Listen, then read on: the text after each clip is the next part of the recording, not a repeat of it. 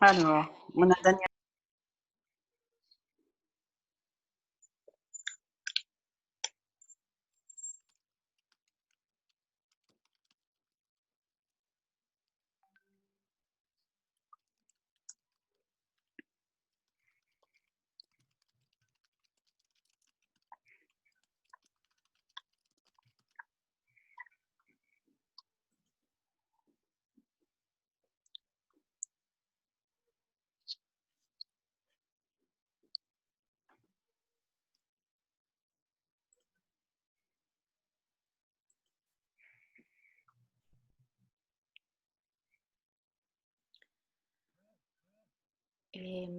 Aurora, creo que podemos empezar, ¿eh?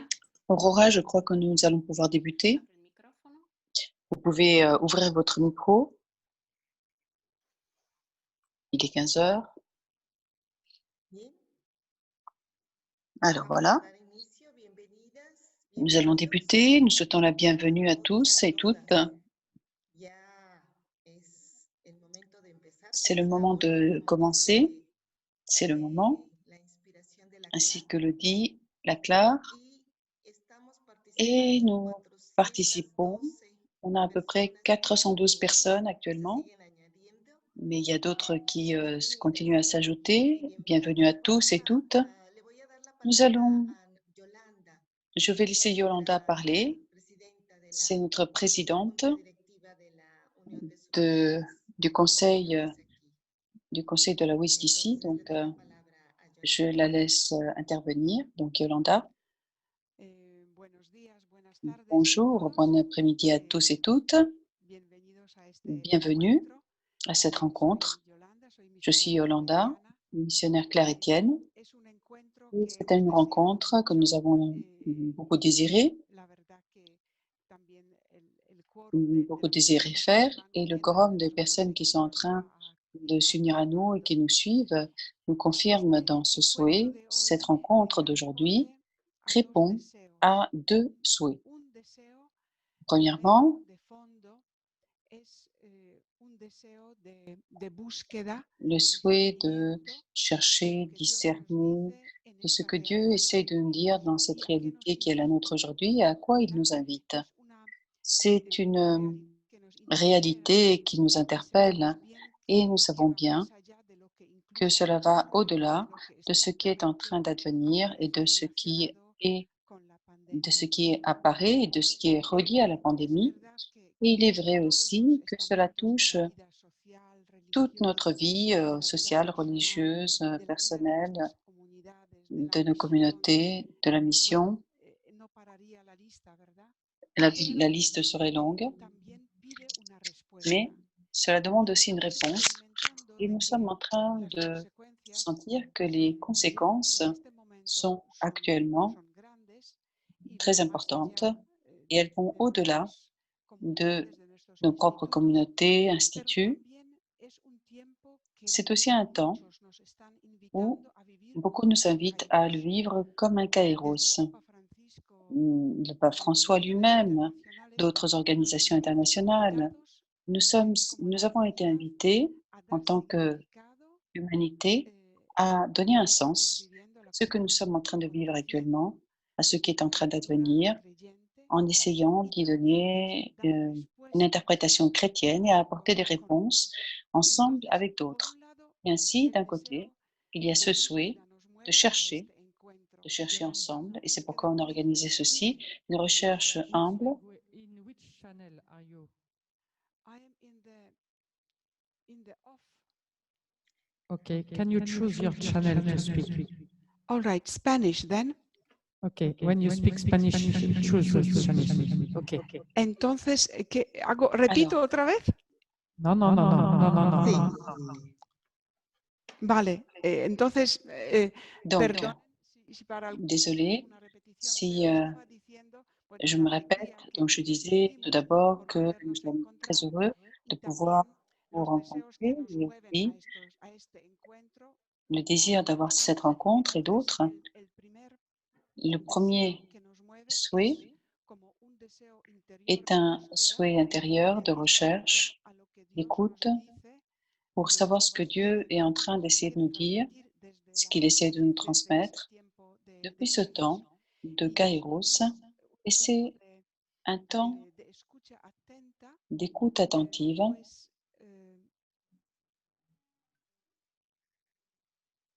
Estoy hablando en español y estoy escuchando el francés. J'écoute le français en même temps que je parle. Sì, sì, Florence, escucho il francés. Ok. Perdona, Yolanta, perdona. Sí, lo arreglamos. Il faut essayer d'arranger cela. Ok, done. Sí.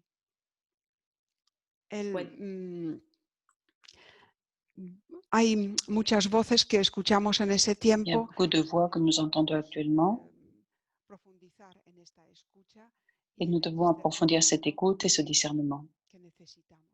Pero hay otro deseo que nos Mais il y a mueve, aussi un souhait creo que todos estaremos qui de nous acuerdo. anime et je pense que nous sommes tous d'accord, c'est le souhait de faire que cette écoute, cette recherche soit faite de façon partagée, je dirais d'une façon synodale, un chemin de recherche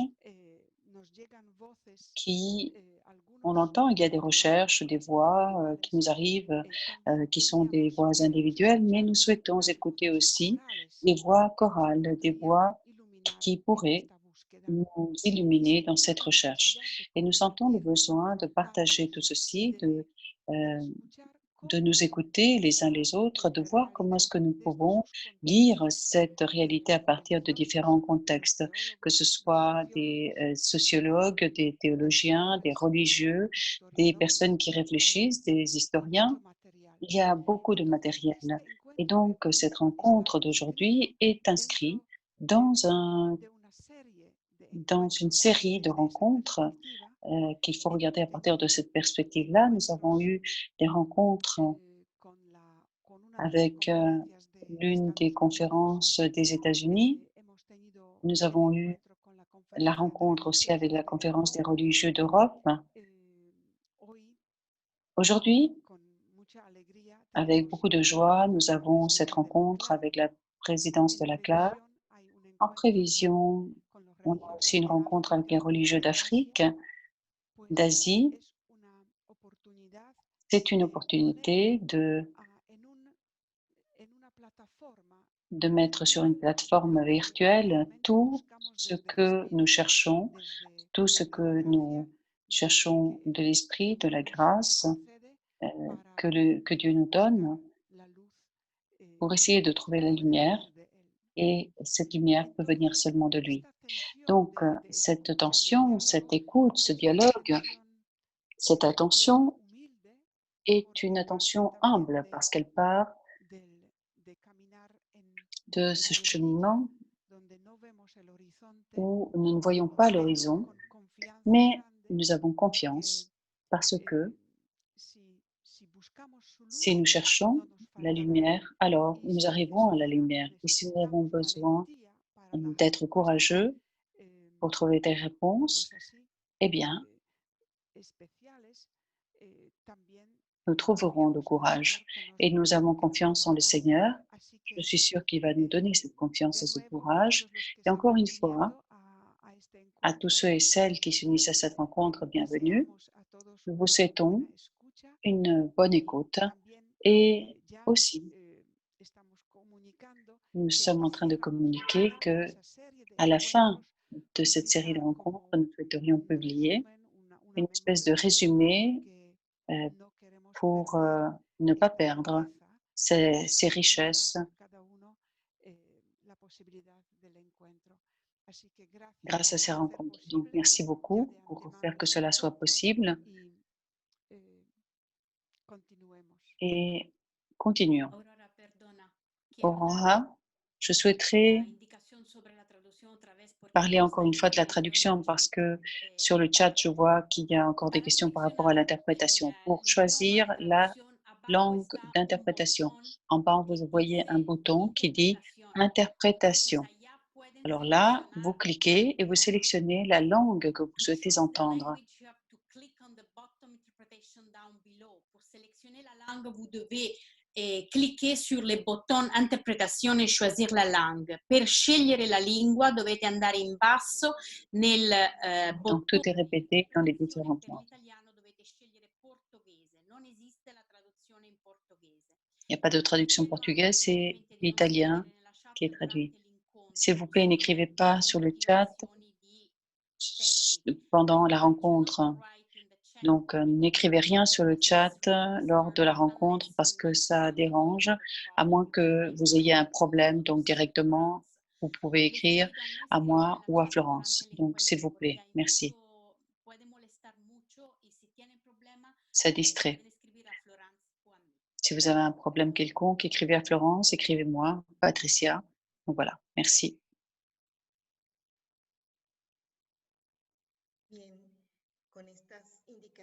Avec ces indications techniques qui sont extrêmement importantes afin que nous puissions vivre cette rencontre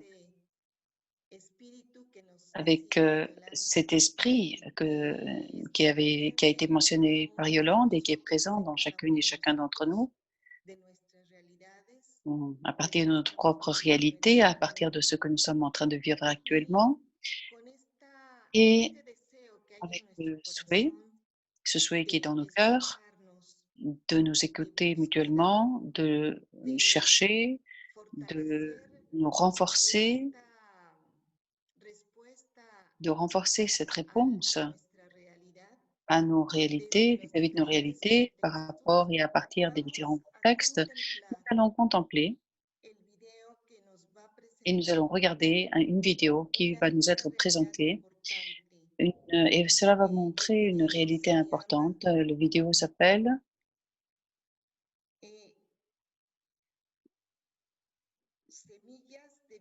Germes de vie sur la Terre globale de la pandémie.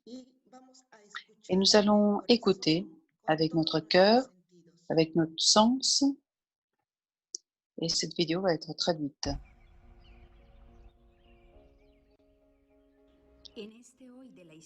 En cet aujourd'hui de l'histoire, conscient de la douleur qui imprègne notre monde, nous souhaitons nous arrêter et élargir nos horizons et remercier pour l'engagement de la vie religieuse en Amérique et aux Caraïbes, pour son empreinte samaritaine, pour sa capacité à élargir le regard, à inventer de nouveaux modes et chemins afin de laisser fluir la vie et participer et faire partager des gestes de solidarité et de soutien pour ceux qui sont vulnérables.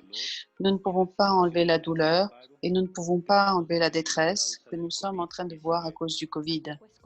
Nous ne pouvons pas cacher les critiques vis-à-vis des diverses administrations publiques, des acteurs politiques et sociaux, de comment ils sont en train d'affronter et gérer la situation, mais avec ça, nous ne pouvons pas non plus cacher le fait qu'on a vu le bien aussi. La vie religieuse d'Amérique latine et des Caraïbes fait partie de ce courant de solidarité de vie, de tant de gestes de proximité qui vont vers le martyr et la prophétie, qui nous animent et qui se propagent. Prendre des risques malgré tout, être créatif au milieu des difficultés, disposer, mettre à disposition nos poissons et nos pains, contempler des cruches qui sont vides, mobiliser le cœur et les entrailles, écouter les clameurs et les douleurs, prendre soin de toute vie et embrasser tendrement ceux qui sont près et ceux qui sont loin.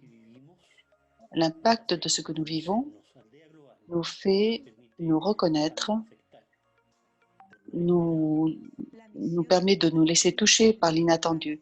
La mission à laquelle nous avons été conviés depuis notre identité en tant que consacrés nous met du côté de ceux qui sont fragiles et nous demande de faire de cette culture une plateforme d'apprentissage. Ce qui est le nôtre, c'est de nous engager dans le soin mutuel besoin de ceux et celles qui sont avec nous. Rechercher des moyens raisonnables de prendre soin sans exagérer, sans minimiser, avec un discernement, en réfléchissant au bien commun, en étant ouvert toujours afin de partager. La vie religieuse en Amérique latine et aux Caraïbes continue à faire des œuvres sociales en faveur de ceux qui sont fragiles, de ceux qui sont abandonnés. Au milieu de cette pandémie, nous continuons à être du côté des plus marginalisés, faisant en sorte que le germe du royaume continue aujourd'hui avec un parfum de vin nouveau. Encore une fois, depuis la Clare, nous voulons vous raconter des histoires de projets sociaux, plein d'évangiles qui font visible au milieu de cette pandémie le cheminement de la vie religieuse en faveur de ceux et celles qui sont pauvres. Raconter des histoires afin que la gratitude soit notre prière quotidienne, raconter des histoires afin que nous puissions nous sentir comme faisant partie d'un territoire de sœurs qui font partie de l'Amérique latine et du Caraïbe. Raconter des histoires pour laisser courir dans nos veines le sang de tant de martyrs, hommes et femmes qui ont tout donné en faveur de la justice. Raconter afin de continuer à être des témoins de vie prophétique pour tous et toutes. Depuis notre chaîne quotidienne, nous vous invitons encore une fois à faire ce qu'il veut que vous fassiez dans l'urgence de savoir qu'il est temps de semer des germes de vie sur la terre du royaume, là où nous sommes.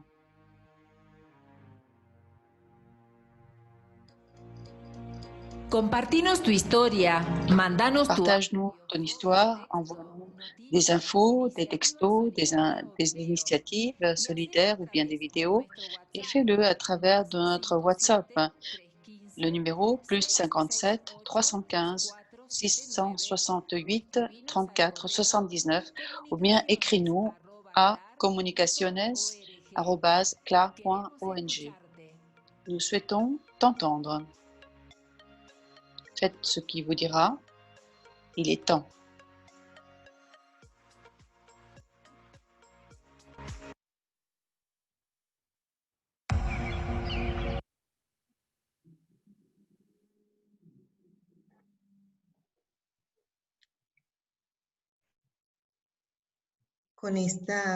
Avec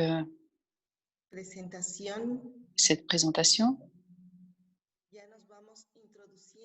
nous commençons cette rencontre avec la Confédération latino-américaine et caribéenne des religieux et religieux. Depuis longtemps, depuis la WISG, nous faisons ce lien et cela nous réjouit de pouvoir partager la vie qu'elle découvre, qu'elle partage. Cette confédération, CLAR,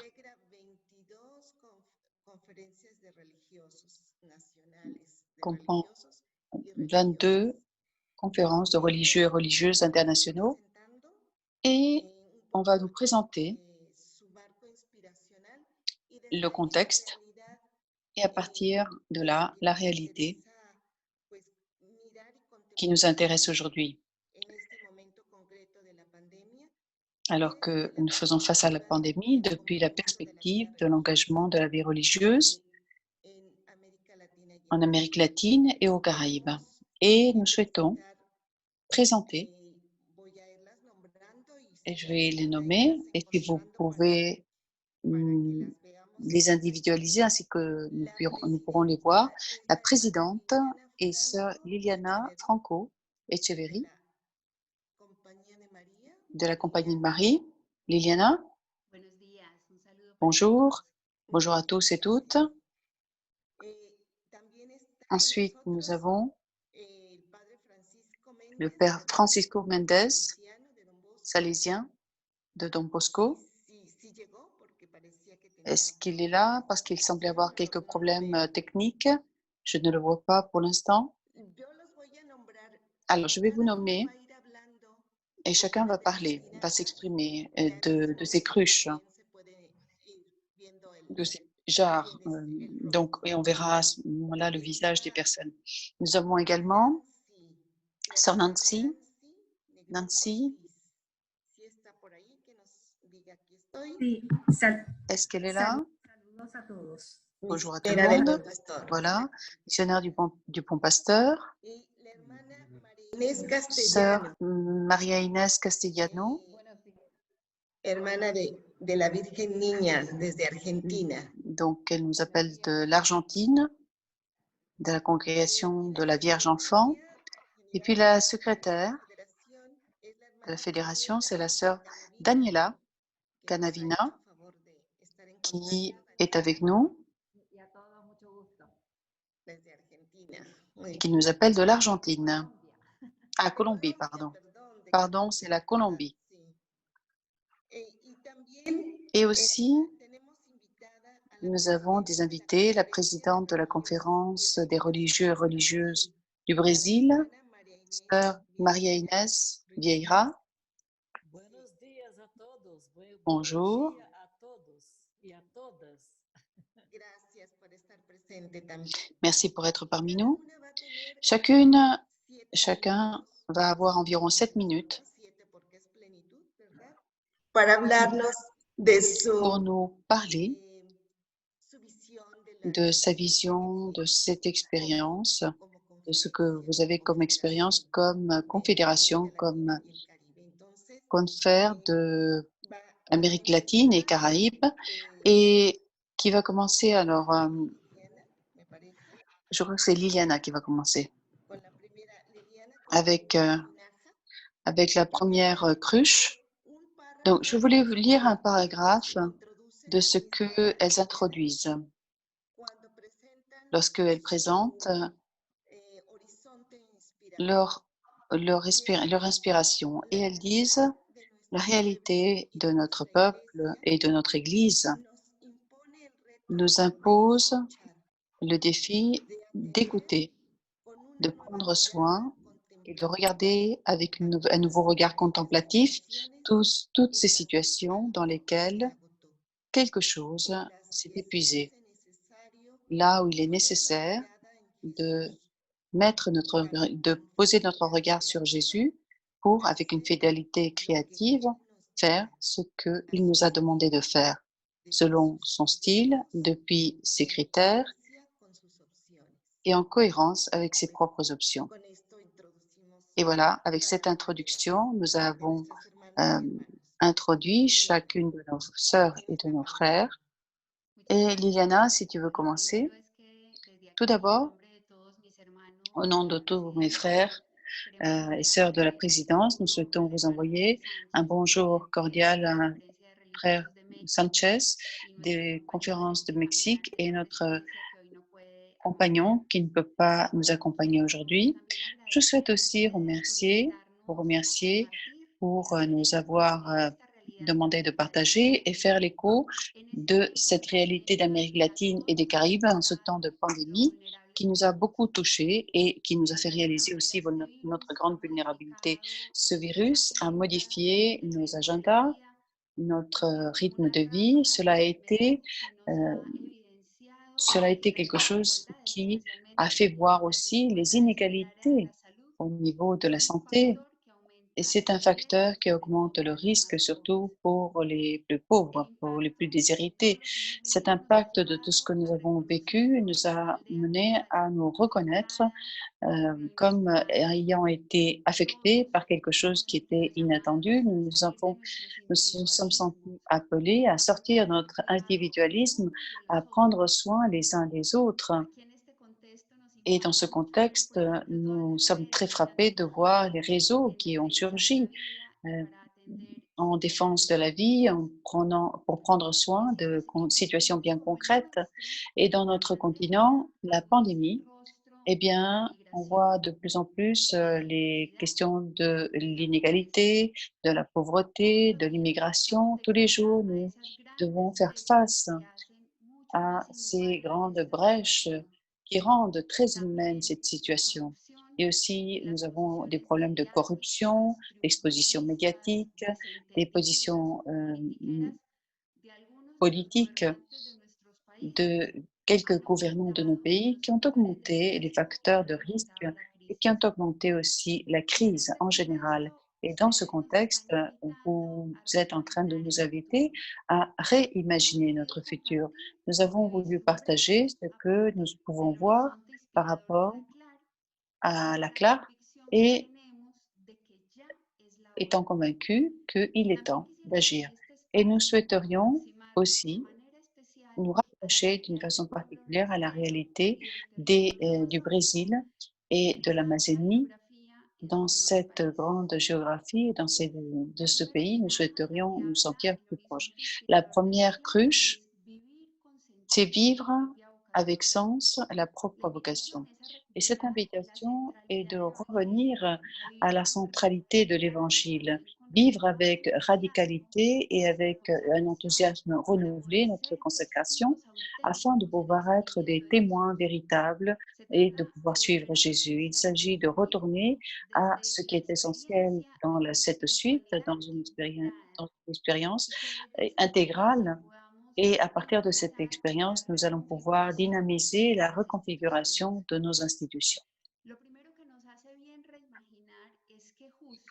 Il faut dire ce qui est en train de se transformer. Il est un temps pour se transformer. Face à tant d'injustice, à tant de barbarie, de corruption, nous sommes sous la tentation de nous convertir en des personnes qui sont sceptiques, en des personnes qui n'ont pas d'espoir et d'espérance.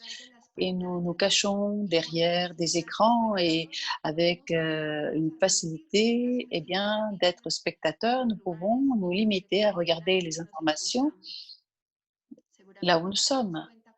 Nous regardons les chiffres de tout ce qui est en train d'advenir. Nous voyons les moyens de communication qui sont en train de déverser des infos et sans nous rendre compte, nous tombons dans un système où il est difficile de croire qu'un autre monde est possible. Devant l'expérience que nous avons eue devant nous, de la maladie, de la mort, des exigences des différents États, qui parfois ferment nos horizons apostoliques pour continuer à nos projets, et on voit des limitations, la vieillesse, la fatigue, les ressources qui parfois ne sont pas nécessaires ou suffisants. Il est possible que, en tant que consacré, on puisse être un peu paralysé. Quand on regarde les statistiques et les données, on peut voir le futur comme quelque chose qui est menacé. Devant la réalité, devant les faits, il est important de nous revêtir d'espérance. Il ne s'agit pas de nier la vérité, il ne s'agit pas de l'interpréter à partir de paramètres ingénus, mais il faut que nous puissions les voir sous la lumière de la foi et nous puissions alors de trouver dans cette réalité des motifs pour nous mobiliser, pour nous organiser, pour continuer à aller de l'avant.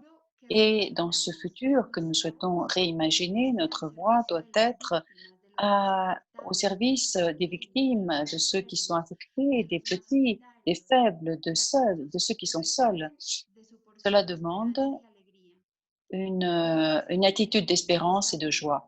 Et en ce sens, sortir est une des conditions pour conquérir cet avenir. Comme consacrés, nous devons laisser notre fauteuil, nous devons laisser les écrans, nous devons nous poser des questions. Quelles sont les raisons de notre réalité? Et nous devons être des hommes et des femmes qui veulent aller au-delà, sortir de leur chemin, avoir des gestes qui vont redonner la foi, qui vont donner du courage, qui vont donner de la possibilité. Cette première cruche, c'est que notre espérance a sa source en Jésus. Nous devons prier devant la réalité, nous devons nous rapprocher à cette rencontre personnelle avec Jésus, et ceci sera notre façon de répondre à cette conjoncture qui base tout sur la réalisation, euh, et qui nous fait comprendre qu'on peut être libre. Et cette liberté que nous avons héritée et qui ont fait que nous avons pu changer, transformer au rythme de l'esprit en étant fidèles à la réalité. En regarder la réalité et en elle, nous pouvons voir Dieu, Dieu qui nous ouvre vers l'espérance, qui nous mobilise, qui nous fait regarder la vie avec une passion évangélique en nous disant « il est temps ». Oui, il est temps. Parce que cette réalité est une réalité semblable à celle de Jésus. Et aujourd'hui, nous avons besoin, alors que tout semble sombre, alors que le système ne prend pas soin des minorités, quand on voit sur les chemins des malades, des personnes qui ont faim, des femmes, eh bien, quand on regarde tout cela, nous sentons qu'il est temps, c'est le temps de Jésus. Et l'œuvre de Jésus et l'heure de Jésus arrive lorsque les marchands sont autour du temple, qui ont des rites qui nous empêchent d'écouter les clameurs des pauvres, des petits, ce que nous écoutons aujourd'hui sur nos continents. L'heure est arrivée lorsque les disciples sont dispersés par l'euphorie provoquée par des dissertations interminables et des disputes pour se disputer la première place et le pouvoir aussi, qui vient d'un messianisme qui n'est pas le nôtre. L'heure de Jésus et notre heure arrive dans l'intimité d'un dîner entre amis, lorsque on donne ce qui est vraiment important, lorsque à genoux il est possible, comme aux États-Unis ces derniers temps, comme il est possible de voir l'humanité dans l'autre et d'en s'enraciner dans la vie, de voir que les femmes peuvent servir, s'engager, et ceux qui ne sont pas décidés vendent leur conscience pour remplir leurs poches. L'heure de Jésus arrive lorsque la nuit devient plus sombre, le silence et la solitude deviennent plus importantes, et ça, c'est semblable à notre aujourd'hui. Et donc, c'est pourquoi il est aujourd'hui le temps, et nous n'avons pas de doute là-dessus, mais il est impossible d'engager ce chemin en étant tout seul. Il sera simplement possible d'aller de l'avant si nous voyons que nous avons besoin des autres. Et il faut que l'on voit quels seront les moyens, les sens pour pouvoir aller ensemble dans la même direction et avec une seule mission, qui est celle qu'elle nous est proposée par cette jarre, cette cruche, voir Jésus et voir ce qu'il nous demande et être prophétique. C'est temps, il est temps. Et les événements de notre histoire rappellent cela. Il faut ouvrir les yeux, il faut se réveiller, il faut écouter. Et j'espère qu'ensemble, nous allons pouvoir marcher, nous allons pouvoir aller de l'avant et que l'on va écouter au loin l'écho de la mer et que nous sachions nous mobiliser afin que l'on puisse tout réaliser. Et ça, c'est cette première cruche. Et là, c'est les différentes étapes de notre réinvention. Maintenant, on va écouter Sœur Maria Inès, qui va nous parler de la deuxième cruche. Approfondir la spiritualité trinitaire. Alors, celle-ci nous invite à approfondir dans le mystère de l'amour, de l'unité, dans la diversité. Et la vie consacrée est une image et un icône de la Trinité, de la relation avec l'amour trinitaire surgit et rencontre de l'aide, du soutien, la vie fraternelle et le fait d'être envoyé vers les périphéries qui existent pendant ce temps de pandémie. Nous avons vécu en nous rendant compte qu'il y a une expérience très importante de vie fraternelle.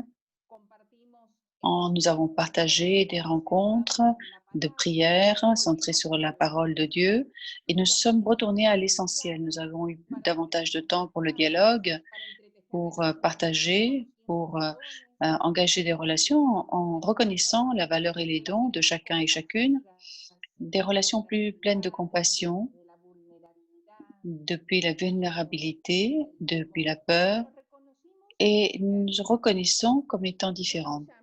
Nous sommes appelés à vivre avec l'autre à partir de la Trinité en ayant beaucoup de passion vis-à-vis du règne. Nous sommes invités à sortir de nous-mêmes afin d'aller de façon créative vers la rencontre de notre sœur, de notre frère et de le rendre plus humain. Rentrer dans cette circularité de l'amour et en laissant la place à la vie,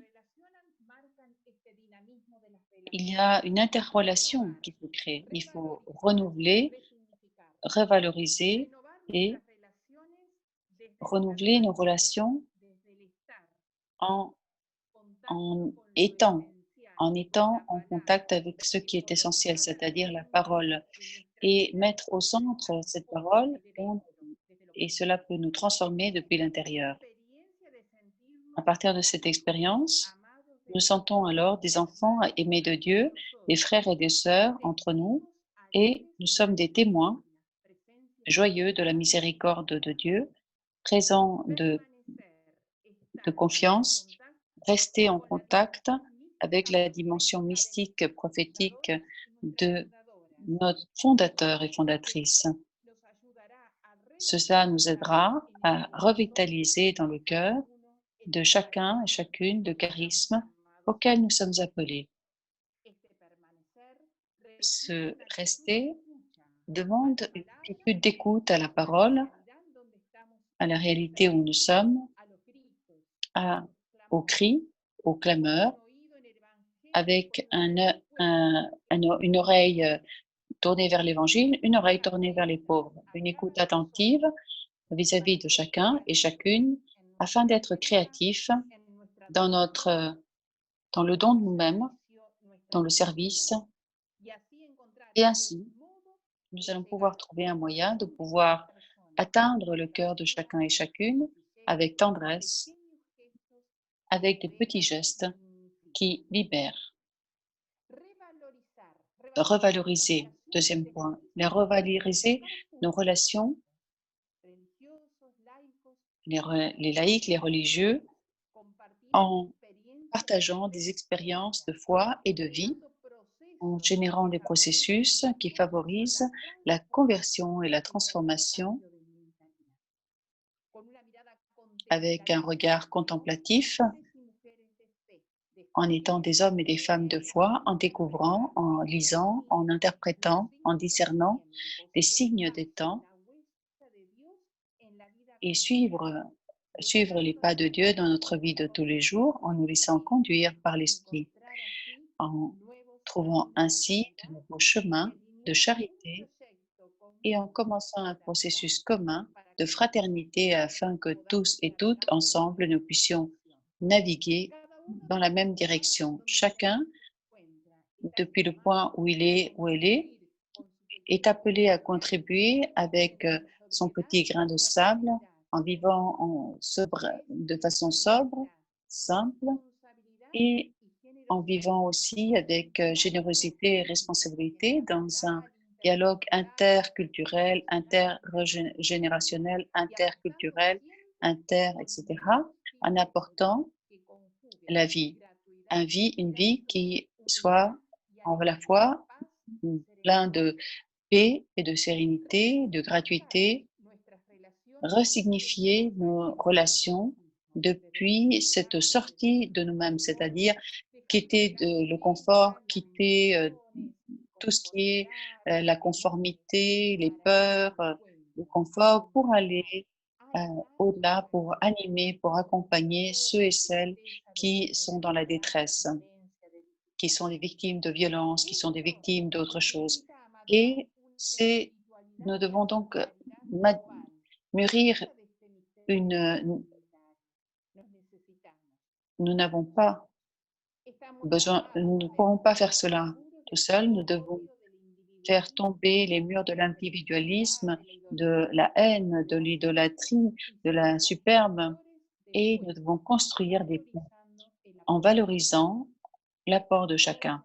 Nous sommes tous sur le même bateau, laissons-nous guider par le souffle divin avec le Père, le Fils et le Saint-Esprit, et à partir de cette expérience d'amour, du règne et de renouveler, revaloriser et resignifier, eh bien, il est temps d'être maintenant des prophètes d'espérance avec courage, audace, pour annoncer quelque chose de nouveau et dire quelque chose de nouveau est en train de surgir.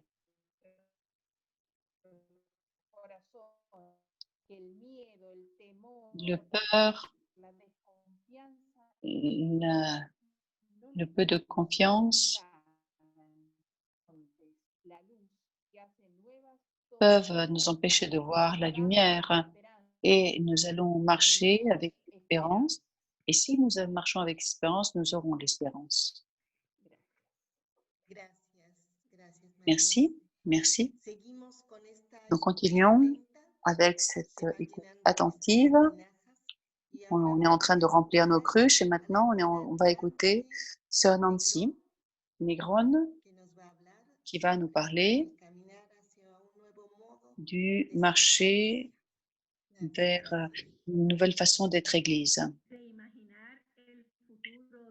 Alors, imaginez le futur de la vie des religieuses, rêver avec un autre rêve, cela nous fait marcher vers une nouvelle façon d'être Église. Troisième clé interprétative de notre horizon, dans ce temps de quarantaine, de distanciation sociale,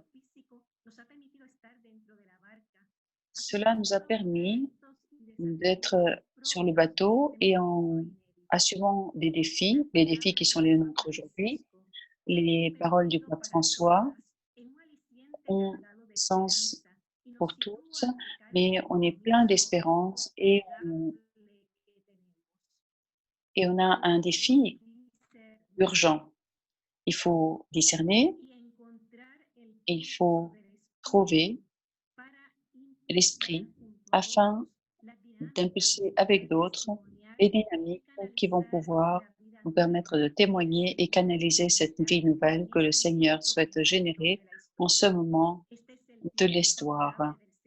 Ceci est un temps favorable du Seigneur qui nous demande de ne pas nous contenter, de ne pas nous justifier avec des justices palliatives, des logiques palliatives, et nous demande d'assumer l'impact et les conséquences de ce que nous sommes en train de vivre actuellement, et alors servir et impulser, regarder, témoigner, assumer, analyser la vie à partir de l'esprit.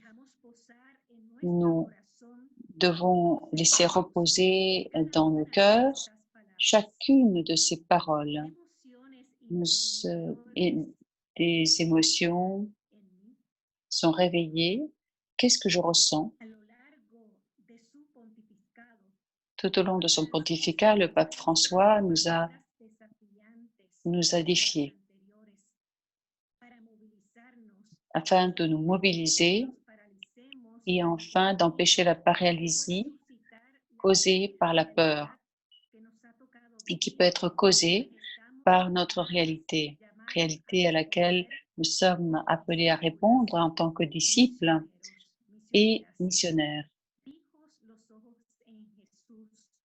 Nous devons placer nos yeux sur Jésus en tant qu'Église, Église toujours en train de sortir, et c'est pourquoi on est appelé à la vitalité, à l'union, comme force intégrale et intégratrice. Nous sommes une et nous sommes appelés à ramer tous ensemble. Si nous actuons, si nous agissons comme un seul,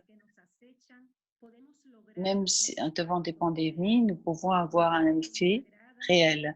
La vie consacrée doit être l'écho du rêve de l'idéal d'unité et de compassion qui a formé la conscience de Jésus et sa façon de procéder, que tout soit un comme ton Père. Tu es en moi et moi je suis en toi. Et donc, ils doivent être un en nous afin que le monde puisse croire. Agir comme un seul peuple afin de réussir à avoir un impact réel. Et c'est un défi énorme à lequel nous sommes appelés afin de pouvoir répondre aux conséquences de la pandémie. Il faut agir comme un seul peuple, comme un seul corps. Cela fait et cela nous donne un modèle d'église, une église synodale qui est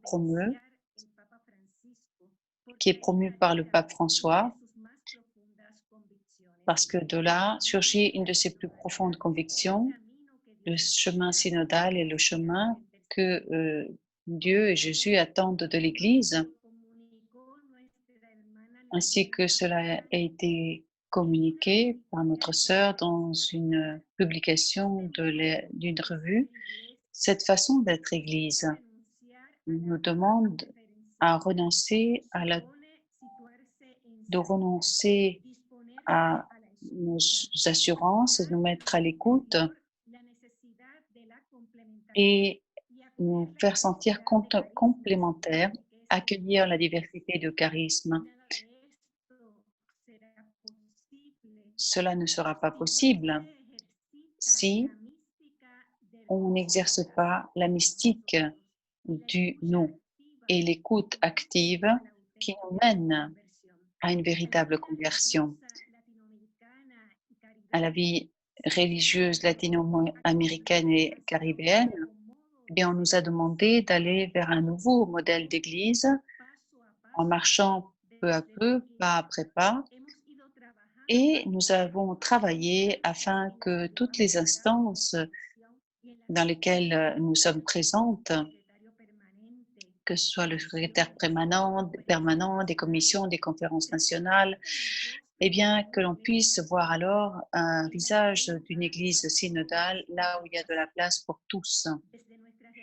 Depuis notre réalité, nous invitons à tous les religieux et religieuses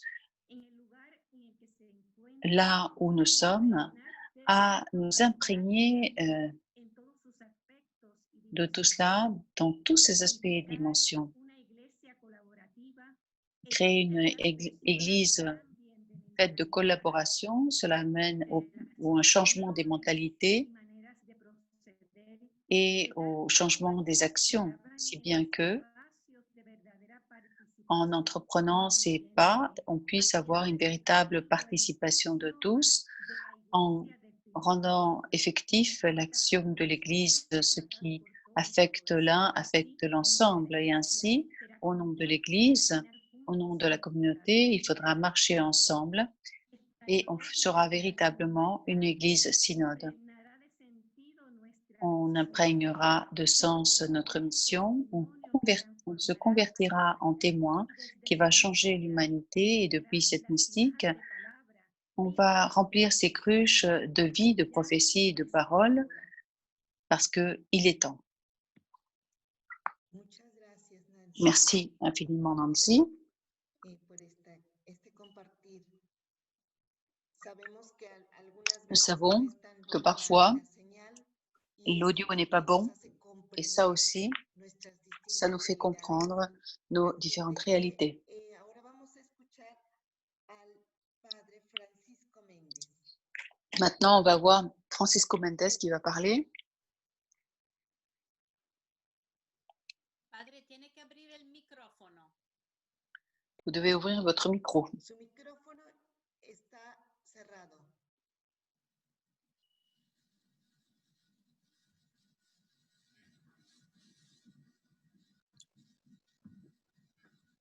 Tiene que abrir. Muy bien.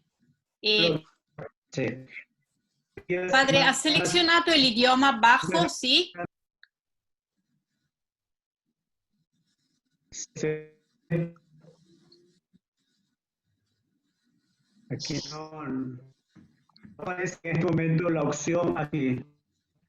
No aparece en este momento la opción de idioma, no me aparece. En los 3 puntos no me aparece. Padre, es muy difícil escuchar bien. Creo que la Es conexión. la dificultad de la cobertura que On a du mal à écouter. Il video, idioma no me perché aparece. non si Los oye. 3 Enlevez la puntos. vidéo, s'il vous plaît, parce que sinon on ne peut pas vous entendre. Ok, hemos apagado el video, se escucha mejor. No, non muchísimo, pero bueno.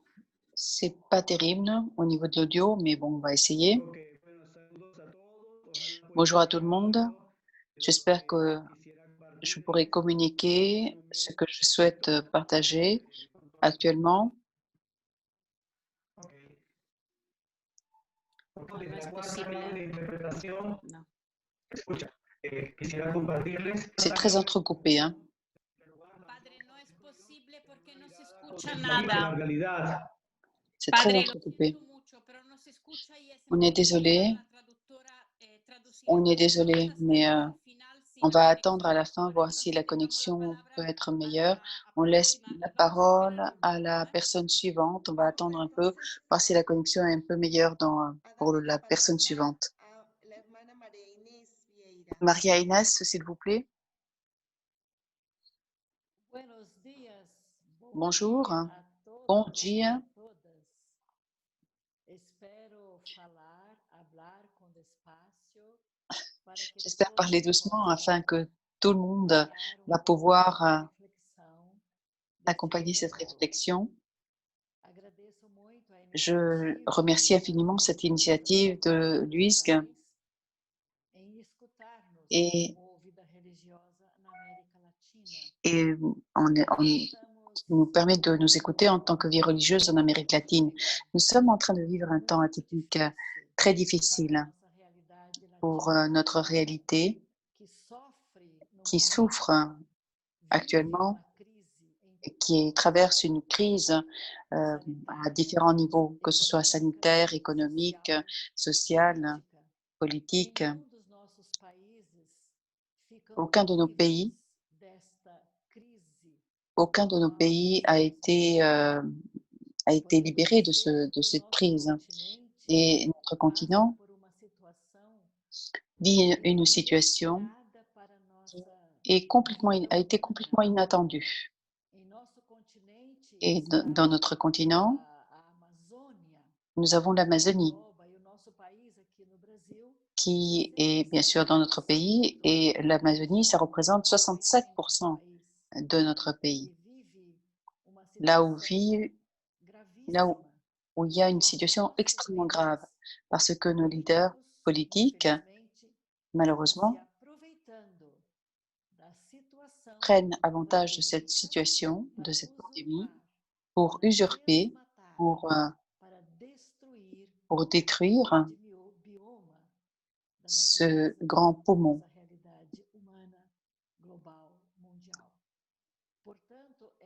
Et donc, cette cruche nous aide pour réfléchir sur l'éthique de la rencontre et du soin. Alors, nous pouvons dire que dans cette période du magistère et du service prophétique du pape François, notre vie religieuse, notre vie consacrée a appris toujours davantage à être pauvre, sensible, proche, accueillante, lieu de miséricorde et de compassion, centré dans la personne de Jésus, solidaire, toujours plus avec les pauvres, avec ceux qui souffrent, une vie consacrée, indépendante du temps de pandémie, mais qui sort à la rencontre de ceux qui souffrent, de ceux qui sont vulnérables, une vie consacrée qui respecte le dialogue avec ceux qui sont différents par rapport à nous, une vie consacrée qui est fidèle à Vatican II, une vie consacrée qui reflète ce que souhaite le pape François, qui accueille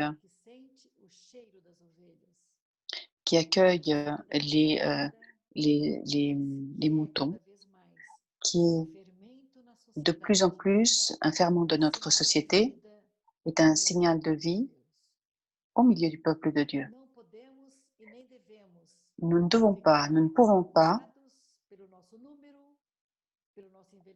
nous préoccuper de notre vieillissement, de nos nombres, car en Amérique latine, encore, nous avons un grand signal d'espoir et d'espérance. Et comment vivons-nous cette période? Lors de la pandémie, lors de l'isolement social, lors de cette souffrance, eh bien, en prenant exemple sur Jésus, lui a demandé « Qu'est-ce que tu veux? Qu'est-ce que tu veux que je fasse? Qu'est-ce que tu veux que je fasse pour toi ?» Et alors, actuellement, lors de la pandémie, nous voyons que cette parole de Jésus, « Que veux-tu ?» Et notre réponse est celle-ci. La globalisation, la vitalité du soin. Combien de témoignages nous voyons ici, combien de solidarité, combien de gestes partagés, combien de vies données. Il y a énormément de personnes qui ont agi dans notre pays récemment. Alors, on a vu 250 initiatives différentes de la vie consacrée en faveur de ce qui est en train d'advenir. Des initiatives pour prendre soin au niveau de la santé, de la prévention, de la distribution de matériel et autres. Et surtout, des actions solidaires en distribuant des genres alimentaires, parce qu'il y a beaucoup de personnes qui ont perdu leurs emplois, qui n'ont plus de travail, et au Brésil, nous disons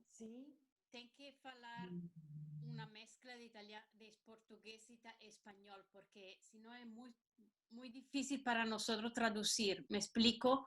Tengo que intentar hablar un poco español. Lo siento mucho, porque no hay, es muy difícil para nos hacer. No hay tradutoras para do No, português para o espanhol? Tem. A gente tem. Já lo comentamos ayer esto, ¿no? Usted tiene que hablar un poco, intentar hablar. Il lui demande de parler un peu d'espagnol. Pero no todo en portugués. Ah, sim. esperamos. Gracias. Yo no hablo quase nada espanhol. Alors, il dit, je ne parle pratiquement pas l'espagnol. Je comprends, mais je ne parle pas. Continuemos então la reflexión. Ouais, alors, on va continuer notre réflexion. O cuidado para nosotros, Alors, o cuidado es un modo esencial de vivir. le soin est de façon essentielle de vivre pour nous. Et c'est plus qu'une attitude. Do ponto de vista Du point de vue existentiel, le soin a priori. est a priori. Qualcosa che esiste a priori. J'entends Hilaria. Ora viene. Antes mesmo, primo.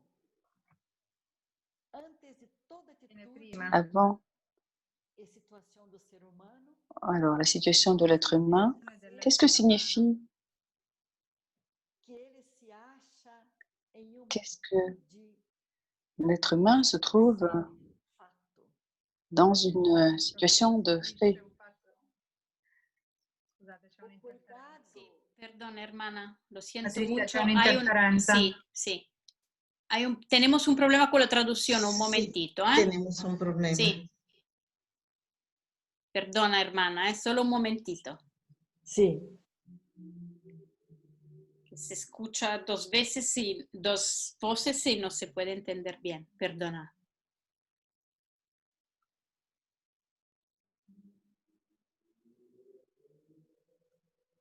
Podemos continuar. Hermana, ustedes Sí. podemos seguir, Florence. Mia culpa. Ok, pueden, hermana, perdón. Podemos dizer Alors, nous pouvons dire que que le fait de prendre soin, eh bien, ce soin est en fait la racine première de l'être humain. Avant de faire quoi que ce soit d'autre, le fait de prendre soin fait partie de la nature humaine. Et si on fait cela, eh bien, la vie est toujours source de soin, ce qui signifie reconnaître ce soin comme une façon d'être, et une façon d'être essentielle, toujours présent, qui ne peut pas se réduire ou qui ne peut pas se répéter à aucune réalité précédente. Sans ce soin, la personne n'est plus un être humain. C'est quelque chose qui appartient à l'être pour pouvoir se structurer et pour pouvoir se donner. Sans le soin, l'être humain n'est plus un être humain. Si on ne reçoit pas de soins, depuis le début de notre vie jusqu'à la fin de notre vie, la personne se déstructure. Et c'est pourquoi nous pouvons sentir que, en ce moment, lors de la pandémie, au-delà de la situation physique qui est fragile, eh bien, l'être humain se déstructure au niveau émotionnel, psychologiquement, au niveau social et même économiquement. Et là, on voit cette dimension globale du soin d'une personne qui a été affectée par le Covid, d'une personne qui est hospitalisée, des membres d'une famille qui perdent quelqu'un d'aimé. Et donc pour nous, qui appartenons à la vie consacrée, pour nous, qui sommes des chrétiens, nous pouvons nous dire que le soin est présent lors de toutes les étapes et dans toutes les situations. Nous pouvons répondre de plus en plus à cette question autour de l'être humain. Que veux-tu que je fasse pour toi? C'est la question que fait Jésus. Et notre réponse est celle-ci. Que tu sois soigné, que tu sois guéri. Que je sois guéri, a dit le malade, que je sois guéri. Je souhaite être guéri non pas seulement physiquement, mais aussi psychologiquement, socialement, économiquement. Cette réalité nous touche de façon très profonde et nous voyons que la dimension du soin fait partie intégrante de la prophétie de la vie consacrée. Nous pouvons considérer, finalement, cet appel de Jésus adressé à chacun de nous. Vous allez être mes témoins.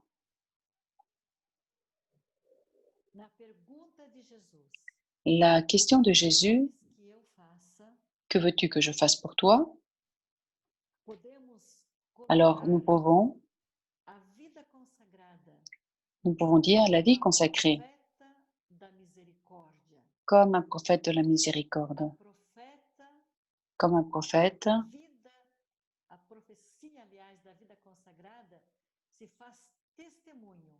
La vie consacrée devient témoin et témoignage.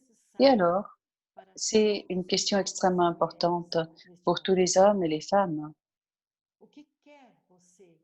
Que veux-tu que je fasse pour toi? Que je reçoive le soin, que je reçoive des gestes de solidarité, des gestes d'humanité, des gestes de vie qui puissent guérir mon âme et mon corps. La réaction de Jésus a été immédiate. Je souhaite que tu sois guéri. Je souhaite que tu sois guéri, toi, femme, homme, que vous vous livriez de cette épidémie, de cette pandémie qui désole notre humanité. Et ainsi, mes frères et mes sœurs, eh bien, la vie consacrée en Amérique latine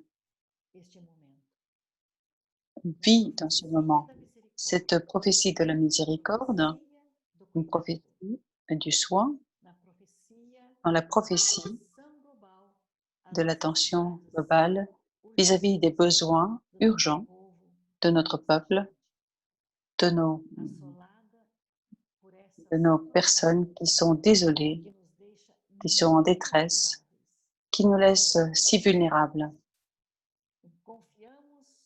Nous avons confiance dans la grâce de Dieu, dans la protection de Marie, afin que, sous peu, nous puissions voir un avenir meilleur, parce que nous n'allons pas être pareils après cette pandémie. Nous allons être différents. Que l'Esprit nous guide pour que nous puissions prendre soin les uns des autres. Merci.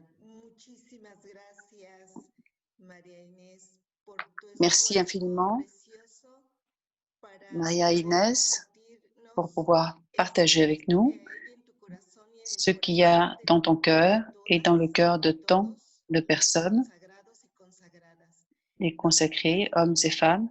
Tu nous as beaucoup parlé du soin, de la miséricorde, du fait que Jésus souhaite nous guérir. Merci infiniment, parce que c'est le moment de vivre tout cela et on te remercie infiniment. Et pour les autres, techniquement, il n'a pas été possible d'avoir une traduction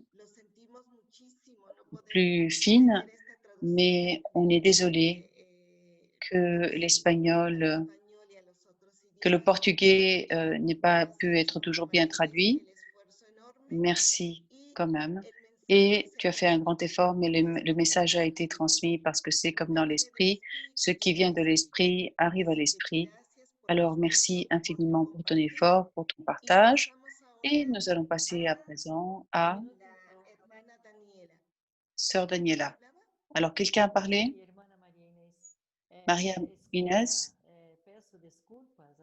je vous demande pardon parce que j'aurais pu préparer cela en espagnol et j'aurais pu le lire, mais je n'ai pas eu le temps de le faire et je vous remercie. Ce n'est pas grave.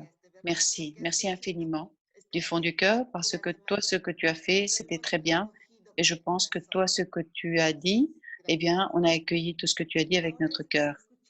Maintenant, nous allons entendre Sœur Daniela. Bonjour à tout le monde, merci pour ce partage. Je vais aborder le 6e point, c'est-à-dire qui nous invite à une option pour l'écologie intégrale. Alors, nous sommes des témoins que notre humanité se trouve en risque à cause d'un virus. En Amérique latine, nous sommes en train d'être confinés et l'expérience d'être confinés dans nos maisons, eh bien, et en tant que religieuses et dans nos communautés, cette même humanité, et maintenant on va transférer cela à la vie religieuse, eh bien, se trouve interpellée par la crise planétaire qui est présente partout et cela a généré beaucoup de réflexions en ce temps de pandémie. Nos processus économiques et sociaux ont été affectés et soumis à de grandes tensions. Mais à la fois, ils sont très résilients par rapport à leur relation avec l'environnement et il est louable et on voit avec Joaquin Mal qui parle depuis le Venezuela, de Caracas. On pense qu'après la crise, les urgences pour réactiver l'économie et la normalisation sociale, eh bien, cela va impliquer certainement le rétablissement de certains mécanismes et des processus qui l'affectent de façon de plus en plus violente et préoccupante. La durabilité du planète, eh bien, ces rythmes vont encore une fois affecter les écosystèmes et l'environnement. Donc, on doit être très attentif à tout cela. Et pour cela, il faut avoir tout ceci en tête afin de pouvoir mettre dans cette cruche de l'eau, c'est-à-dire il faut passer par le besoin de promouvoir la sacralité de ce qui est créé, l'interdépendance mutuelle, et nous devons reconnaître le fait que tout est interrelié, interconnecté, mis en relation, entretissé avec chacun et chacune, et en même temps, chacun et chacune, nous faisons la différence par rapport à ce qu'il reçoit et ce qu'elle reçoit par la réalité. Nous devons aussi voir comment favoriser l'harmonie personnelle, sociale, écologique, toujours en défendant la vie, toujours en défendant d'autres peuples, toujours en défendant nos cultures. La seule cause qui nous aide à dépasser nos limites et nos problèmes, que ce soit des limites institutionnelles ou congrégationnelles, eh bien, nous devons mettre tous les cœurs pour faire tout cela et nous devons approfondir la compréhension écologique qui doit nous réconcilier et nous renforcer dans notre communion, ce qui implique une grande conversion intérieure, personnelle, Et nous devons souhaiter cette conversion, faire en sorte que ces choses adviennent et que devant les écosystèmes, eh bien, nous devons essayer de prendre soin de la vie et de notre maison commune. Je crois qu'il est temps de nous fixer sur ces 4 conversions et les documents du synode nous y ont préparé, la conversion pastorale, culturelle, écologique et synodale, qui doivent être reflétés par les 4 rêves du pape François dans l'exhortation, un rêve qui soit social, culturel, écologique et ecclésial. Et j'aimerais vous rappeler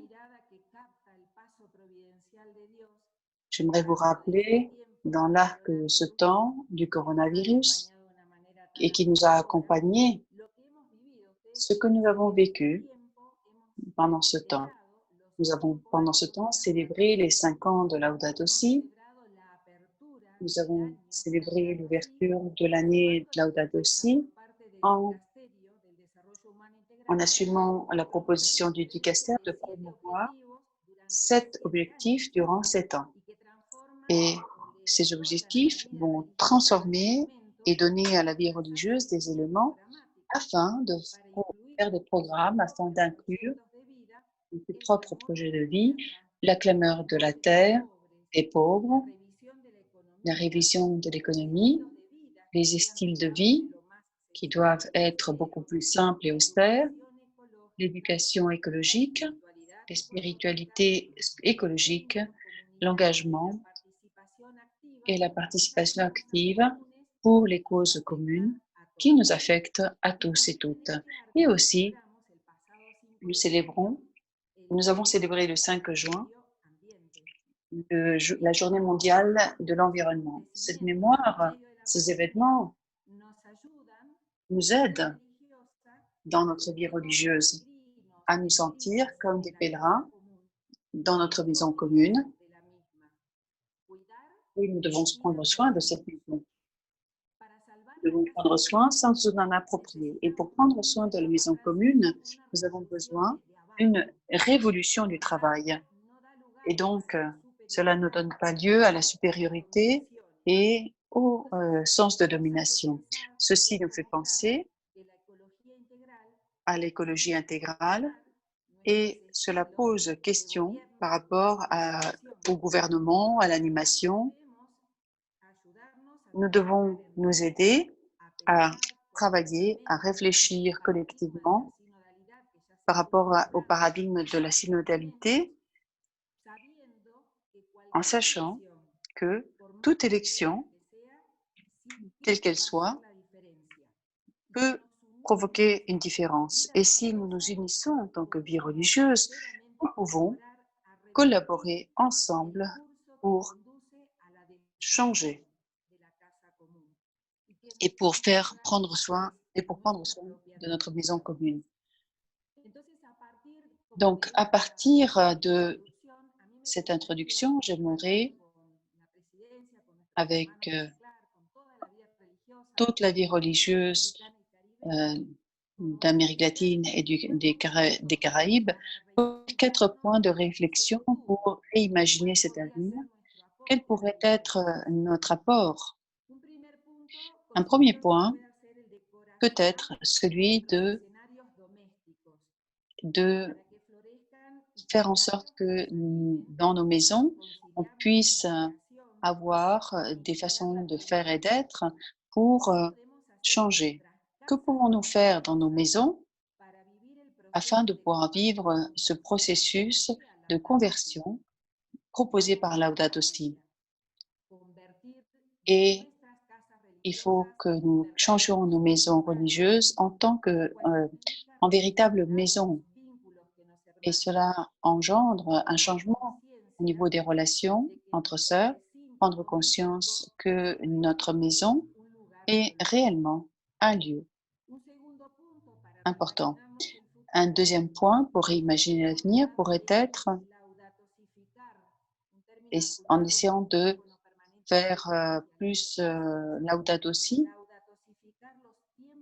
les temps et les lieux, ce qui implique récupérer cette capacité de louange, apprendre à prendre soin de nous-mêmes de façon salutaire, et que dans notre vie quotidienne, nous soyons toujours conscients des pauvres, le soin de la maison commune. Et il y a un troisième élément que nous pouvons nous réimaginer, qui serait une vision beaucoup plus holistique, qui pourrait nous aider à regarder à partir du tout et qui nous invite alors à réviser notre façon de vivre, nos modèles au niveau mental, notre spiritualité, une spiritualité qui aurait une saveur cordiale, en étant plus sensible au niveau écologique,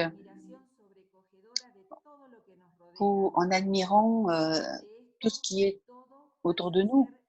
Et alors, tout devient une épiphanie, tout devient une manifestation du mystère, non pas par les mots qui restent ancrés, mais on doit essayer de libérer l'esprit, de libérer.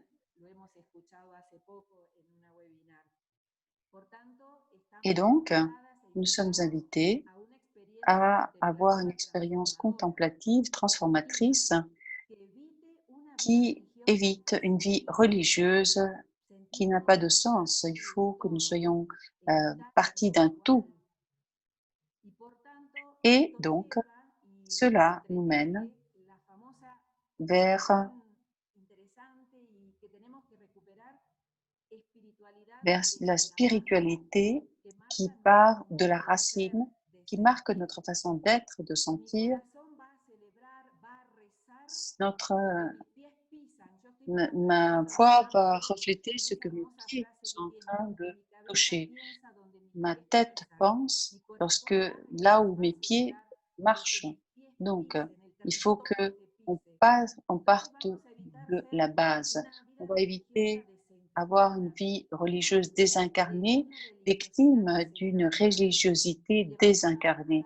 Nous devons donner de l'espace à une nouvelle liturgie communautaire qui surgisse de la vie, qui surgisse des silences contemplatifs, qui surgissent des réalités de nos sœurs qui sont en lien avec toute la création, et cela donne lieu à une vie nouvelle. Et un quatrième point qui peut aussi nous aider à réimaginer l'avenir, eh bien, serait celui de récupérer le sens de ce que cela signifie d'être des administrateurs, des gesteurs, jamais des propriétaires, mais seulement des administrateurs. Essayez de mettre dans nos cœurs ces mots. Il ne faut pas retenir, il ne faut pas s'approprier. Il y a beaucoup de personnes de la spiritualité franciscaine qui comprennent cela, un signe proprio, c'est-à-dire notre vœu de pauvreté peut se traduire dans cette cruche d'écologie intégrale comme l'appui, le soutien qui évite l'exploitation, qui protège l'environnement, et à travers un vœu de solidarité, c'est-à-dire que nous nous sentons en solidarité au point de nous sentir inconfortables et nous nous solidarisons avec tous les problèmes, tous les clameurs d'aujourd'hui. Et ceci impliquera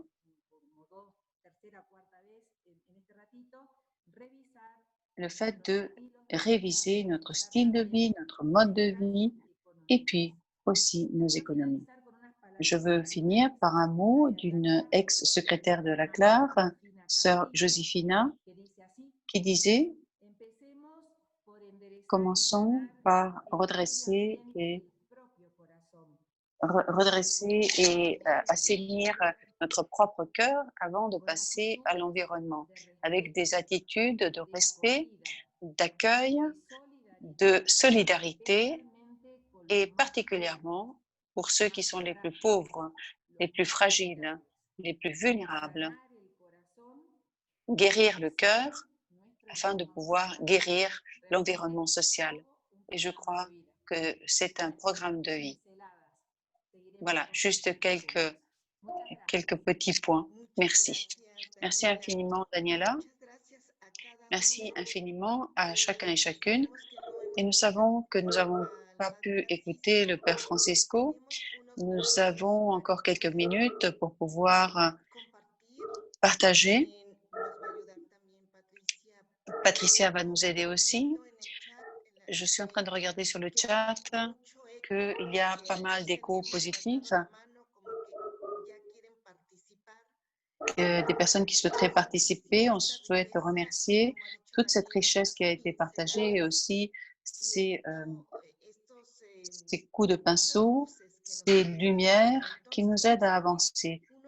Nous allons ouvrir la possibilité de faire des échanges, que ce soit à travers le chat ou bien, je ne sais pas si on va pouvoir ouvrir les micros,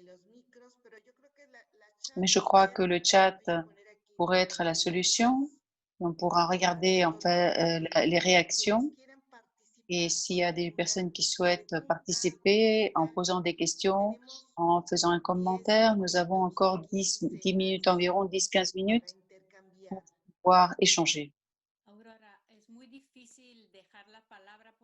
Il est difficile.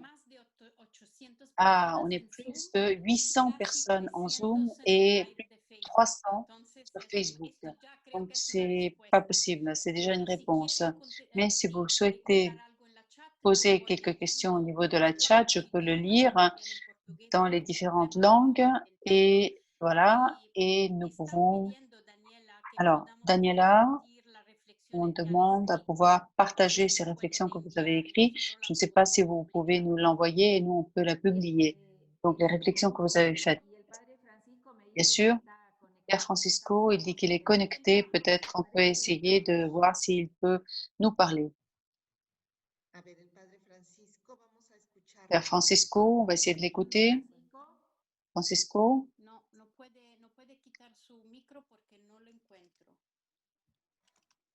Il n'arrive pas à le trouver.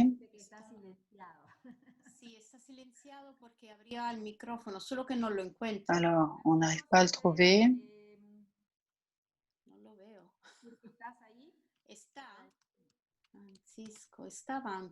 Flo, ¿puedes quitar mi waiting room, por favor? Porque no logro hacer todo.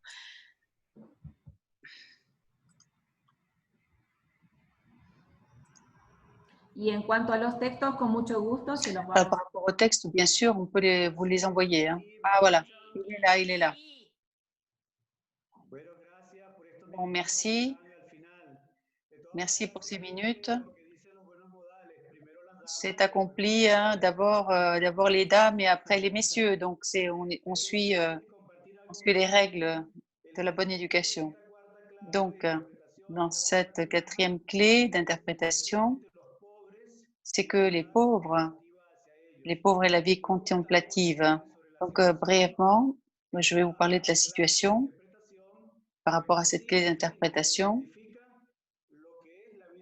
Il faut voir ce qu'est la vie religieuse dans le monde. Le centre de la vie religieuse est vraiment prophétique et il est basé sur l'Évangile. Et par rapport à l'option pour les pauvres, c'est si on regarde un peu et on essaie d'imaginer, on pourrait dire en tout premier lieu que les changements sociaux nous demandent de continuer à avoir ce regard contemplatif et nous pouvons dire qu'il n'y a pas eu de changement significatif par rapport aux pauvres avant la pandémie et la situation actuelle. On pourrait dire que ceux qui sont défavorisés, pauvres, dévalorisés sont toujours les mêmes, mais nous avons tous été affectés.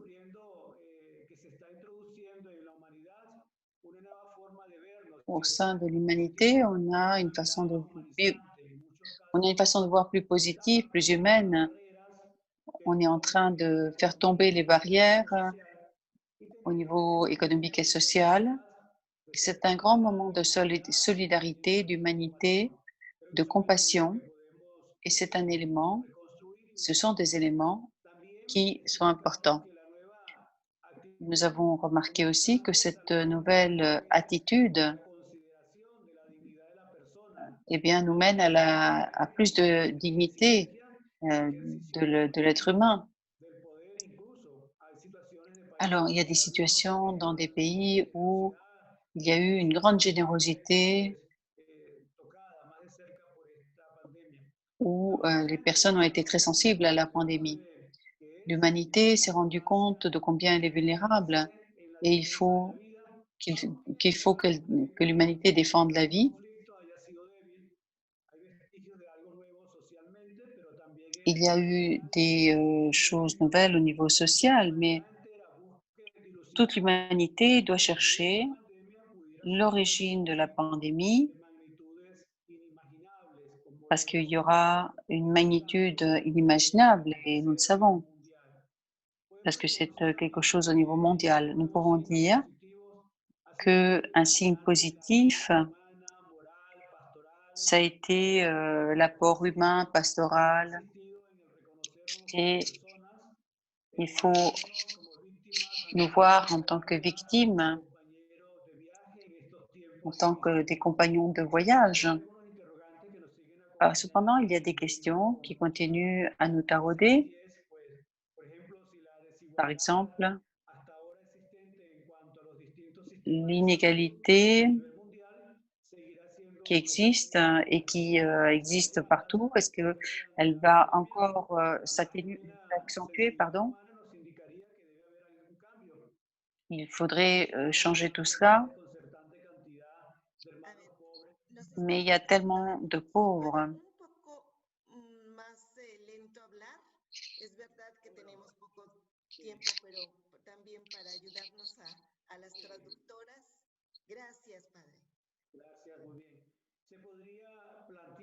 Donc, on pourrait parler de cette situation en disant, alors, s'il y a une cure contre cette pandémie, est-ce que ça serait une bonne affaire pour les grandes maisons internationales au niveau pharmaceutique?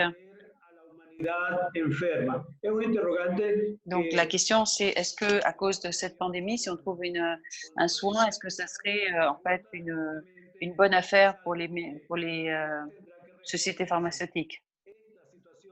Cette situation va se convertir en une bonne affaire ou bien est-ce que ça va être une bonne opportunité pour essayer de faire en sorte que l'on aille vers plus d'humanité, vers ceux qui sont exclus, parmi les pauvres, parmi les malades? Il y a beaucoup de personnes, des religieux qui sont présents, qui essayent d'aider. Et en tant que religieux, nous examinons toutes ces situations, nous parlons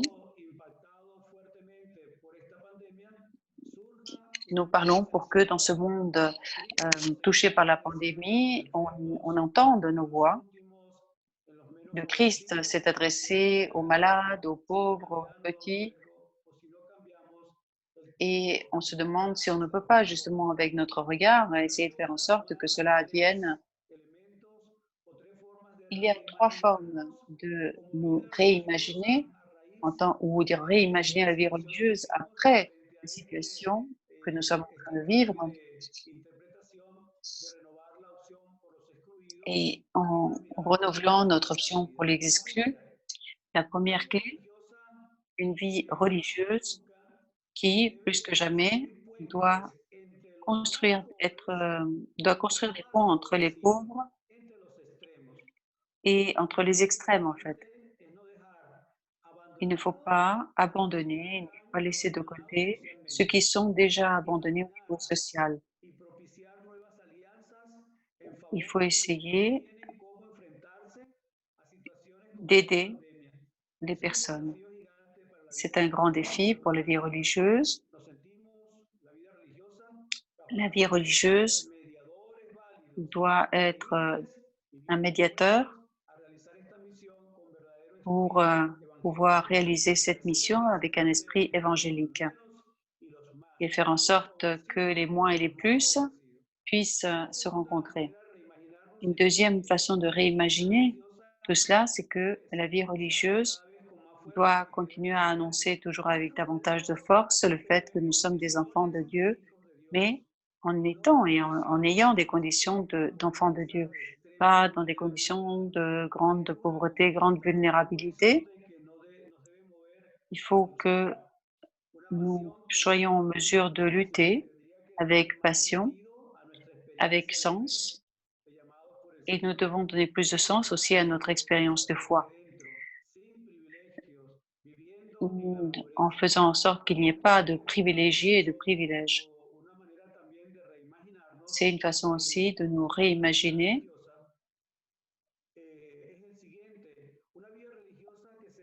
Alors, la vie religieuse doit tisser, et doit faire partie du tissu social.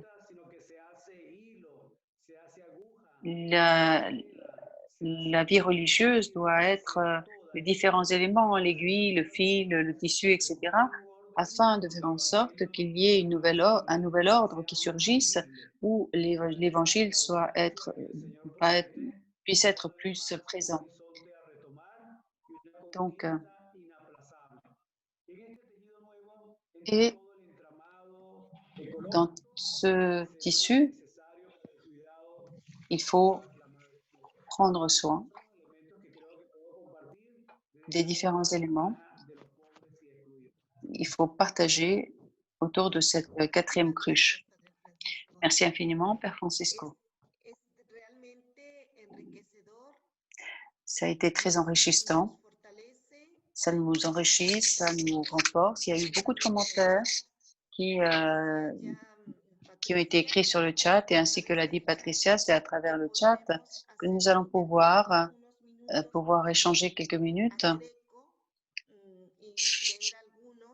Et nous allons pouvoir en lire quelques-uns. Alors, il y a énormément de commentaires aussi sur le Facebook, plus de 230, et il y a c'est toujours autour de être écho de ce qui a été dit. Parfois, on souligne plus la reconfiguration des structures de la vie religieuse, d'autres parlent d'économie, d'autres parlent d'environnement, d'autres disent que ces rencontres sont un baume en faveur de la vie. Il n'y a pas vraiment de questions, plutôt des remarques ou des commentaires.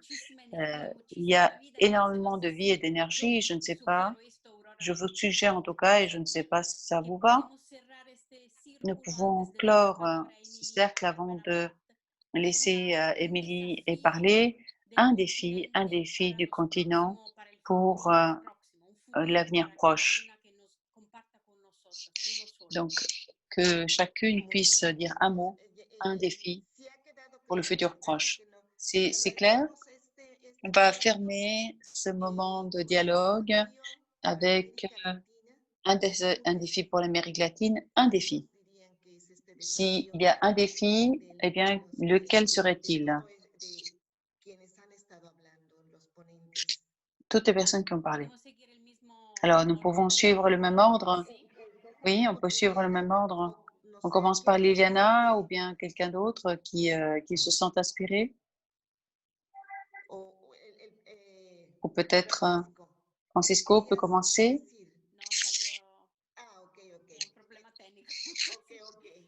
Non, d'accord. Liliana? Liliana? Alors, la conscience que nous avons, les religieux, qu'il est temps. Donc, il faut qu'on marche ensemble. Pour moi, c'est ça le grand défi. Il n'y a pas lieu pour des protagonismes, pour des conflits, voilà. Il est temps de marcher ensemble. Nous constatons les mêmes choses, les mêmes réalités. Il y a des questions de migration, de corruption, de spoliation des biens de la terre.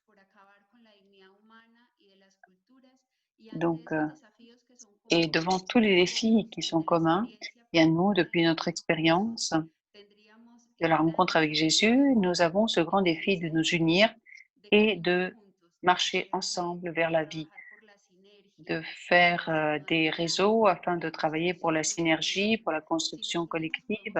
Si nous nous unissons, nous pouvons être très puissants et nous pouvons recevoir de grandes réponses par rapport à ces défis. Ça,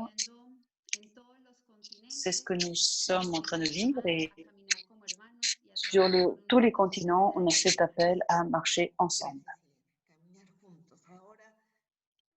Maintenant, Maria Inès, un défi, un point.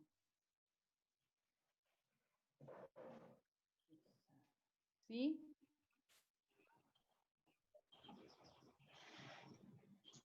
Sí se escucha, hermana. Sí, se escucha. Partiendo de la misma tinaja Alors, de en commençant avec la cruche de la Trinité, être prophète d'espérance en communauté, boire à la source de la communauté comme mystère de relation, mystère d'amour, mystère qui sort et qui va à la rencontre de l'autre, mais en communauté. C'est le temps du prophétisme de la communauté et de l'espérance. Merci. Nancy.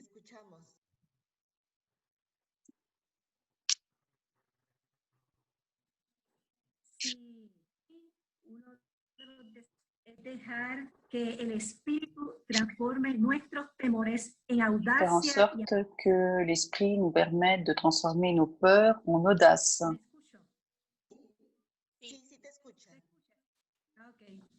Sí, dejar que el Espíritu transforme nuestros miedos y surja en nosotros la osadía. Qu'ainsi puisse surgir en nous le courage, la hardiesse. Francisco.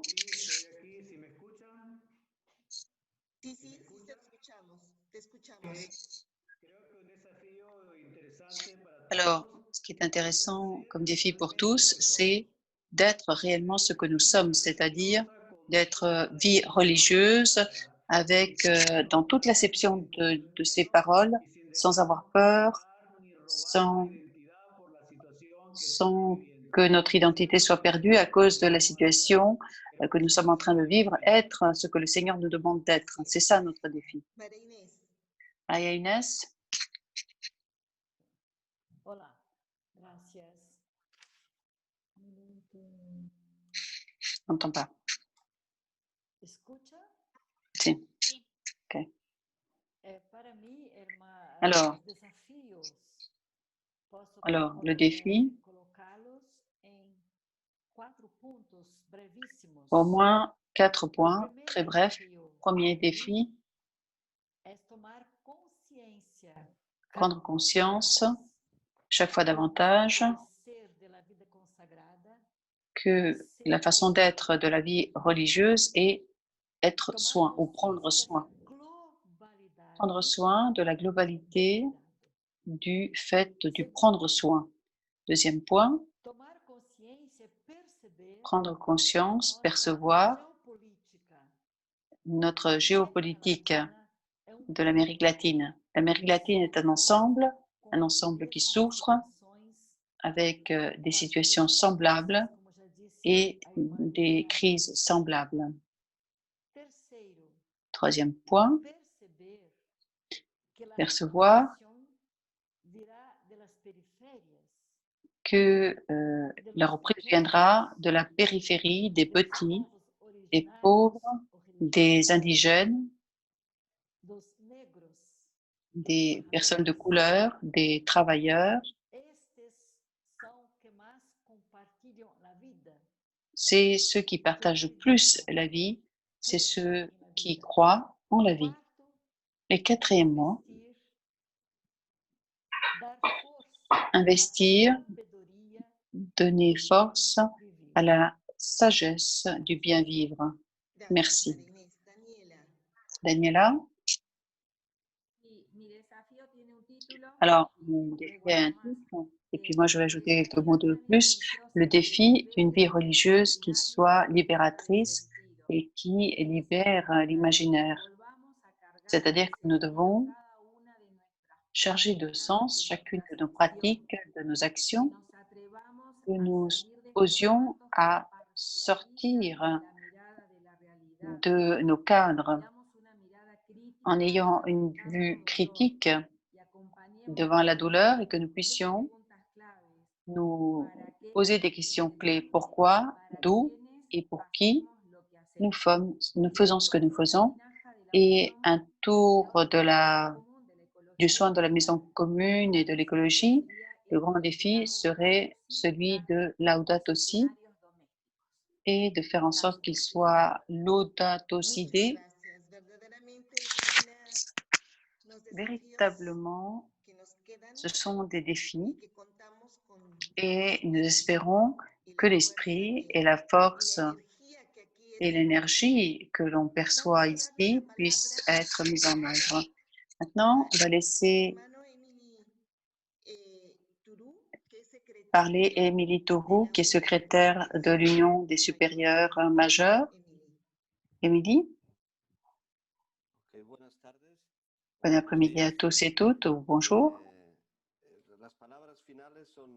Alors, les mots pour la fin, c'est surtout pour remercier au nom des supérieurs la participation de tous et de toutes, de la présidence de la CLA et des personnes qui sont intervenues. Et si vous me permettez, je vais partager ma propre synthèse à travers de deux images. La première, avec laquelle je reste, est celle qui nous a été donnée par Liliana, qu'elle avait derrière elle. Lorsqu'elle a parlé, elle avait l'icône de la Trinité. Et pour moi, cela résume ce qui a été dit ce matin ou cet après-midi, parce que cela nous parle d'un centre, de la Trinité comme un centre. Et il y a un cercle d'amour, un cercle de dynamisme, de force. Et nous, en réalité, nous sommes des collaborateurs, nous sommes des complices. Nous ne sommes pas des protagonistes. C'est une Trinité qui s'élargit, une force qui est de plus en plus forte, qui nous mène, c'est le mystère de cette Trinité qui est un, de la fraternité.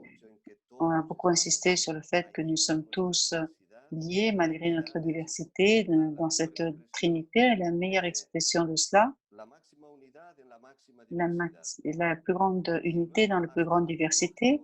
Et on a parlé aussi de l'environnement, parce qu'on a rappelé dans cette icône que la Trinité est là, mais il y a un arbre aussi qui est incliné et même une montagne.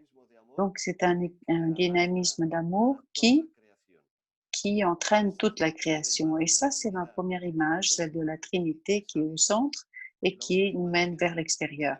L'autre image m'a été suggérée lorsqu'on a parlé d'un nouveau modèle d'église, et c'est le tablier. Alors, il y a un évêque italien, Tony Lobello, qui a parlé de l'église du tablier. Et il a dit, c'est le seul instrument liturgique qui a été utilisé par Jésus. Il s'est mis un tablier, il s'est mis à genoux et il s'est mis à laver les pieds des disciples. Donc, on lave les pieds, on a de la miséricorde, et c'est la meilleure image du soin. Parce qu'elle touche, parce que avec tendresse, les choses sont faites, et comme il est à genoux, il regarde depuis le bas. Il regarde la réalité depuis le bas, depuis la racine. Et ça aussi, c'est une expression pour moi de ce qui a été exprimé aujourd'hui, d'une nouvelle façon d'être Église que nous avons apporté à l'Église et à la société. Je pourrais dire que c'est une façon d'être une Église avec un visage marial. Donc, les images que j'ai, c'est la Trinité et le tablier et que je partage. Merci infiniment à tous et toutes pour votre participation. Merci, Émilie. Alors maintenant, nous allons entendre, pour clore ce temps, à Pat Murray, notre secrétaire de l'UISC. Pat, merci. Je vais parler en anglais. Je vais ajouter mes mots à ceux du frère Émilie. Je souhaiterais reprendre une image qui m'a frappée, celle d'être une couturière. Et l'idée qu'avec une aiguille, avec un fil, eh bien, on peut fabriquer quelque chose de nouveau. Nous pouvons créer quelque chose de nouveau. Nous pouvons créer quelque chose de nouveau au niveau de la vie religieuse et au niveau de la vie religieuse au niveau mondial. Cela peut créer un beau tissage de couleurs, de fils. Et une conversation comme celle-ci, qui inclut beaucoup de cultures à travers le monde, alors que nous nous écoutons, alors que nous réfléchissons, alors que nous contemplons depuis notre propre point de vue et notre propre contexte, nous sommes poussés vers de nouveaux horizons et nous sommes défiés à avoir une dimension plus globale du soin, de la miséricorde, du bien. Et nous sommes appelés à répondre à travers des liturgies qui peuvent apporter la vie, à vivre nos vœux qui sont profondément inculturés. Et ce sont des vœux aussi de solidarité avec et entre ceux qui vivent dans autour de nous. Comment être différent, vivre notre vie religieuse de façon différente. Nous cherchons des synergies dans notre monde, nous cherchons la solidarité, nous cherchons les façons de comment est-ce que nous pouvons construire et bâtir ces réseaux. Nous disons non à la corruption et nous disons non à l'exploitation. Et je pense qu'il y a eu aussi un mot de Colin pour nous. Dans ce temps de pandémie, nous ne devons pas transformer tout cela en une affaire. C'est un temps de transformation au niveau personnel pour chacun, une transformation là où nous sommes, dans nos communautés, une transformation au niveau national et international. Et ceci nous appelle à être un signe d'espérance, à être des témoins prophétiques de l'amour de Dieu pour notre monde. Nous devons être reconnaissants pour cette stimulation, pour ce points qui nous ont été donnés par les différents conférenciers.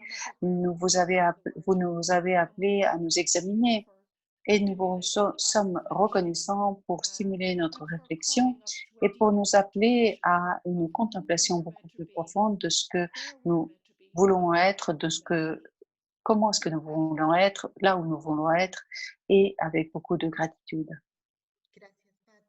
Merci, Pat. On veut remercier également,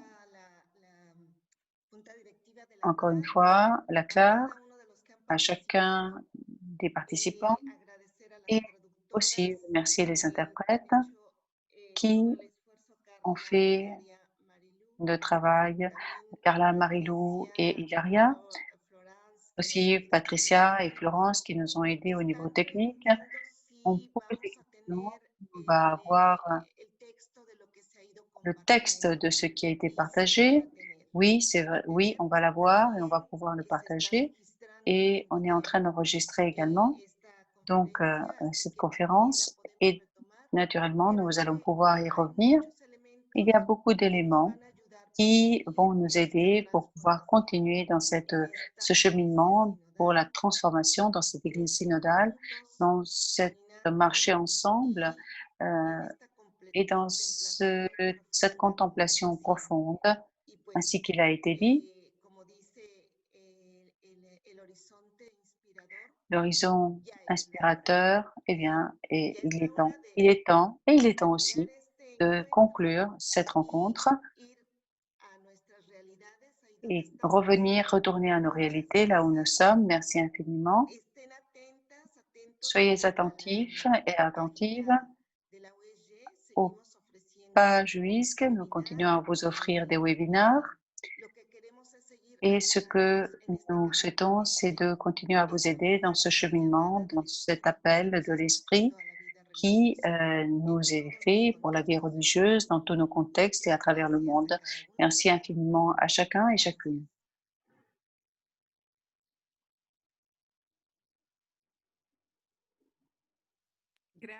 Gracias a Aurora por moderar el Merci encuentro. à Aurora pour avoir été notre facilitatrice ou modératrice lors de cette rencontre. Gracias a todos, toda la presencia. Merci infiniment.